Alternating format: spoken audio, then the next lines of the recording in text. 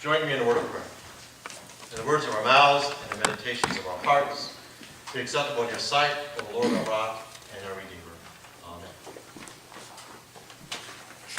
So this is the word of the Lord. You thought that was a good thing? You know, the one guy who doesn't do anything is thrown out. We're weeping and gnashing and all. Does that sound like a good thing to you? So Jesus starts us off in the start of the chapter saying, the kingdom of heaven is like this. And he tells two parables. One about the bridesmaids, 5 of them have enough oil, 5 don't. And then this story. The kingdom of heaven is like this. Well, if you just read the story, it sounds like the kingdom of heaven is a lot like our own world. You're either a producer or you're not. If you don't produce anything, we're going to get rid of you. But as long as you keep producing and doing the things that we want you to do, we're going to hang on. As soon as you stop producing, we're going to get rid of you. That sure seems like, if you could read that and say, one guy who didn't do anything, he gets thrown out. A little bit he does have, gets taken away from him, he gets thrown out. The two guys who do a lot of stuff, more is given to them. The kingdom of heaven is like that? Well, if that's true, I'd just soon bow out of that. It just sounds horrible. Really? This is what the kingdom of heaven is like? There's got to be something else to this parable than that. There has to be some message in here that we can glom onto and say, that's what this is about. It's not about being productive or else you're thrown out in utter darkness. That can't be it. The kingdom of heaven can't be that. That can't be what Jesus is saying. Let's take a look at it again. The first two guys, they go out and they double what they have. The third guy says, I knew that you were a hard man. You take what you didn't, wasn't given to you. So I know. So he says, so here you are. I'm just giving back to you what you gave me because I was afraid. That's the key word. That's the key word. I was afraid. That's the key word. Fear is sin, and Jesus will have none of it in the kingdom of heaven. When we are afraid, we have a sin against God because we don't think God can do anything. That's why we're afraid. When we're afraid, it's a sin against ourselves because we close in on ourselves and we're afraid to do anything because of fear. Fear is a sin against our neighbor because if something is going wrong and our neighbor's in trouble and we become afraid, we hunker down and we say, well, each man for himself. Let our neighbor take care of themselves because I'm too afraid to go out there and help my neighbor. Fear is sin. And Jesus says, there's not going to be any sin in the kingdom of heaven. And fear is one of the big ones. So we're going to get rid of that. Get rid of the fear. The one who has the 10 talents, he gets more. You look at that story. The guy who had the 5 talents and the guy who had the 2 talents, they didn't operate under fear. They just went out and did stuff. It's the third guy who thought his master was this mean person. The other 2 guys don't seem to have that. If they have that, they didn't let it bother them. They went out and did stuff anyway. But the third guy has this fear of his master. And the master says, so, this is what you thought of me? You thought this of me? Well, the little bit you have is going to be given to the other guy and you're going to be thrown out. You were so afraid, you stopped doing anything. A fellow in a state of fear saw his master in a whole different light. And he was thrown out. Fear does this to us all the time. It makes us do silly things. If you watch a scary movie, go to a theater, watch a scary movie, you come home, what do? You turn on every light in the house, and you look under every bed, you look in every closet, because you're sure there's a monster there somewhere.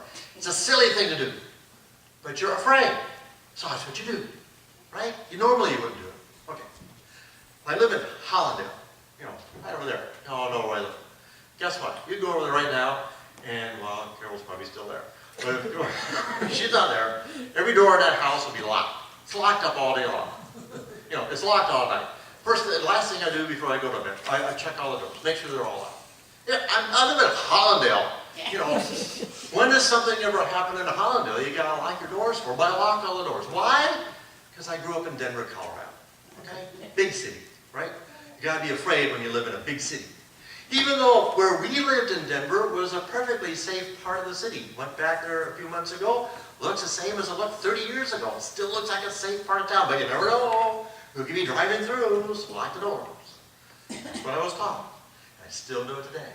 It's silly. It doesn't make any sense, especially in Allendale. But every night, if I don't do it, I can't sleep. So I've proven that. I tried it. It doesn't work. Fear is a huge thing. It's a huge thing in the Bible. Whenever an angel shows up, the first thing an angel tells people is, don't be afraid. Okay? Don't be afraid. How many times does Jesus tell his disciples, don't be afraid? Why have you been so afraid? It's a big thing in the Bible. I'll give you multiple choice. How many times do you think the word fear, or afraid, or frightened appears in the whole Bible, Old Testament, New Testament? Give you three choices. Choice A, it appears 143 times, whole Bible. Choice B, it appears 527 times in the whole Bible. Choice C, it appears 749 times in the whole Bible. Anybody want to take a stab at A, B, or C? C. Okay. I'm going to do this differently at the other churches. Because C is the answer. Oh, I'm not going to do that. 749 times in the whole Bible, it is mentioned somewhere about being afraid or being fearful or fear or any of that. You know. And every single, if you look at it, if you look at a concordance, you look at it, it's almost every time it's the people of Israel did something because they were afraid and they should have done that. Or they didn't do something because they were afraid and they should have done that. And of course, in the New Testament, it's the angels and Jesus saying, don't be so afraid. Get to work. Stop fearing. Fear is sin. Against God, against ourselves, and against our neighbor. And Jesus says, in the kingdom of heaven, no fear. There's not going to be fear. It's just not going to be there. That's why the third guy lost out. Because he was afraid. Fear prevents us from being the people that God wants us to be right here and right now.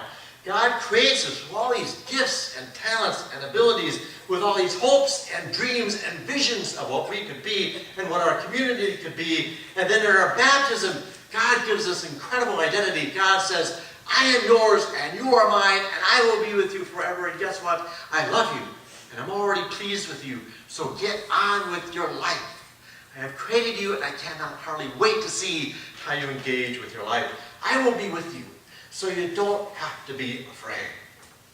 Without fear, we can do wonders. Without fear, we can fulfill that part of the Lord's Prayer where we are making a promise to God that we will bring the kingdom of heaven on earth just as it is in heaven. We're saying that to God. Our Father who art in heaven, hallowed be thy name. Thy kingdom come on earth as it is in heaven. We're saying to God, we're going to make that happen. It's our responsibility. We're really saying that in that prayer. We are living without fear.